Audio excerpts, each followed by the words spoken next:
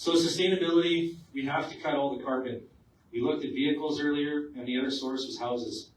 So there's something called the Zero Carbon Step Code.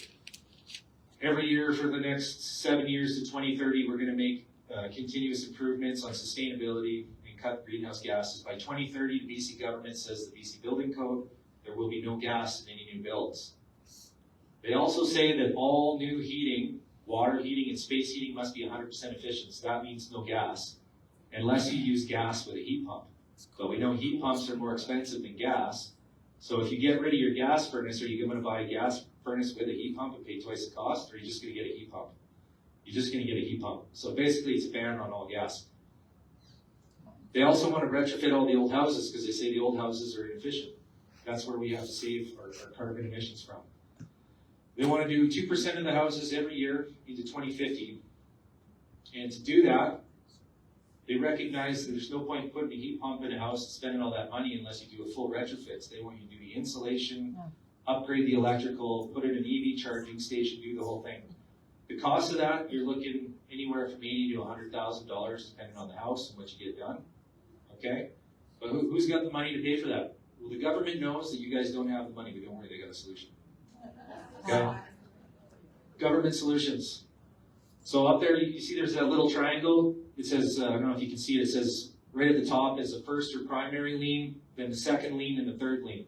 So how it works when you buy a house, the prime mortgage lender, so that would be your bank, they loaned you the money, they get first place. So if you default, the bank gets paid out first. And if you had a HELOC or something else against the house, that get paid out second and third and fourth. But for some reason, and I don't understand why, for some reason, the government says we're going to loan you all the money for these upgrades, but we have to have first place lien. The government's getting into the banking industry. If you default, the government can own your house. It's not clear. I can't find any reason why they have to be in first place. And the loan stays with the house. And there's policy that I've read. I didn't put it in this presentation. I'll try and get it in the next one. But it's not official. But people talk about this is that the value of your house will go down if you don't upgrade and you don't do the retrofits. You can't sell it because the government might put some mandate that you have to. So now everybody's in a position where they may have to do this. Now, one of the things on the flyer said, is the province banning cars? So I got called out by somebody. I said, the province is banning cars. They said, Geoff, it's not banning cars. They're just making it illegal. Yes. So what does that mean? So they're banning the sale of new cars. So you can still buy old cars. If you have a car dealership, you sell old cars, you can buy and sell them, that's not a problem. But what is a problem is that they're not making parts for old cars anymore. I just finished a big trip across the United States. I talked to a few mechanics down there. Anything past 2003, they're Chevy, they're having a hard time finding parts. I talked to Lordco here in Kamloops. They said they had a hard time finding stuff even from 2017. Ever since COVID, the supply chain's been a mess. And all the car manufacturers see the legislation that the government's putting through, so why would they keep making parts for old cars? They know it's a losing business. Internal combustion engines are banned legislatively. This is the act, it's the Zero Emission Vehicles Act. There's a target on Roadmap 2030. It's the Clean BC program from the NDP. They have a target of 90% reduction in vehicles by 2030, so they're going to go further than the law. They have a target of 90% reduction in light vehicles, so we're not talking about trucks. But they also have on their policy that they're going to add in the same policies for medium and heavy duty vehicles. So that includes trucks. Now the other side of this is, yes, you can have a, what's it called? A hybrid. You can have a hybrid. So they're options. Okay, so it's not just to change over to electric. They want to reduce the number of kilometers driven by all vehicles as well. They're also increasing the carbon tax, the highest in Canada, and promoting ideas like movement as a service. Movement as a service, as defined by the Kamloops Future Transit Plan, is the transition away from personally owned forms of transportation.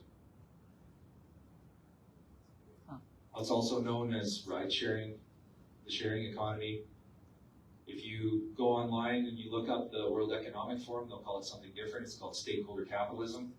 The definition of that is that the government and select corporate stakeholders will own everything and we will rent it. I'm not sure why this is in the future transit plan. What else do we talk about transport in our community action plan? Well, in the big move too, there's quite a bit. Banning full-size vehicles from multiple urban blocks. The word urban is used, and if you look at the official community plan, urban covers the entire area of Kamloops. So this, in the plan, it doesn't say that they will, but they now have the ability to block streets to full-size vehicle traffic all over Kamloops. It's a climate plan. What does that have to do with blocking traffic?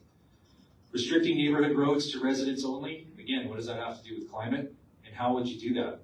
How would you restrict traffic to residents only?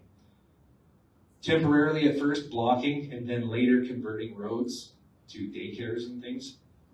They did this at Arthur Hatton Elementary School. They blocked the roads temporarily for including residents.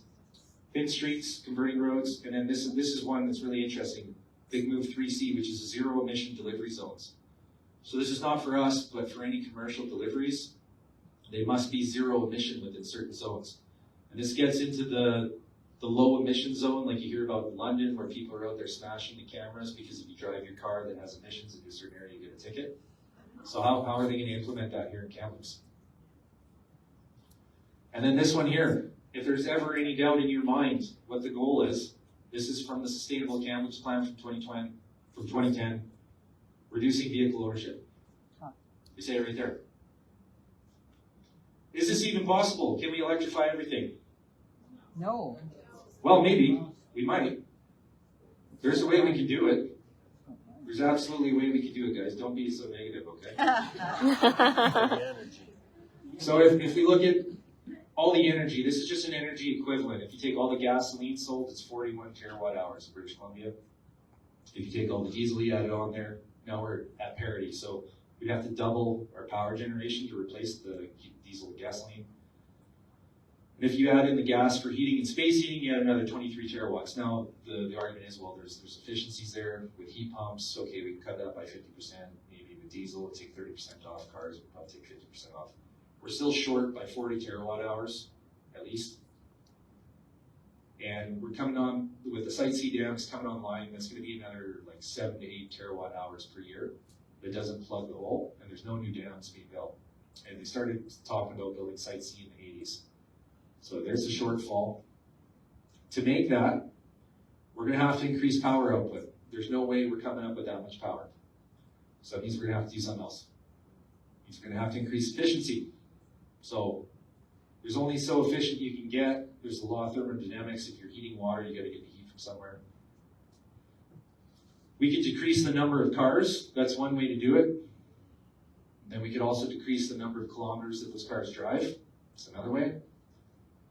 We can come up with thermostat mandates like they do in Europe. Last year in Spain, you're not allowed to have air conditioning. The coldest it can be in your house, I think, is 27 degrees. And the warmest it can be is 19. Okay, they're trying to conserve energy. This is all over Europe. So when your utility company asks you to install a smart meter and a smart thermostat, that's why. So that they can control the temperature in your house because they know what's coming, which is timed usage and rationing. So if we adopt all these strategies, we could probably make that. And I think the government is aware of this because they're not talking about building new hydro dams. They're talking about reducing distances driven by cars and reducing the number of cars and having us all riding bicycles. So the future is shocking. It's probably going to be a future like California's with brownouts. There's going to be timed usage. Okay. Just here, I'll tell you guys at the bottom, this is EV myths busted by BC Hydro. I find it unconvincing, but you can check it out on this presentation. In there, they actually say that all electrical cars will be charged at nighttime. But so will all the heat pumps be running and the baseboard heaters running on electricity that used to be running on gas. So it looks like the future is going to be a lot shocking, more shocking than we think. And in my opinion, it's going to make our cities and our societies less resilient because we're losing the backup, which is gas.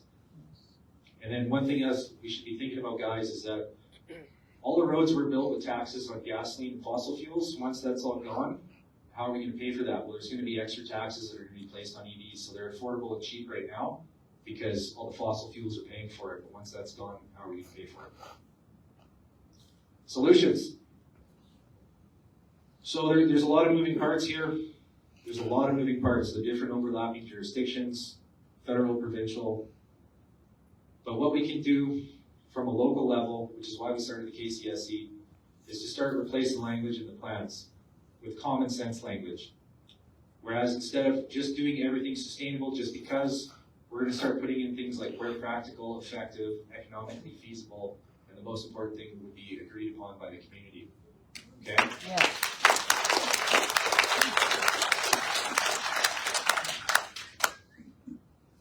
We want to slowly educate and influence the TNRD and Kamloops City Council boards and bring them over to a Kamloops first ideology, which might be kind of difficult because there's a lot of money tied into these ideas, but we think it's a difficult job, but we can do it.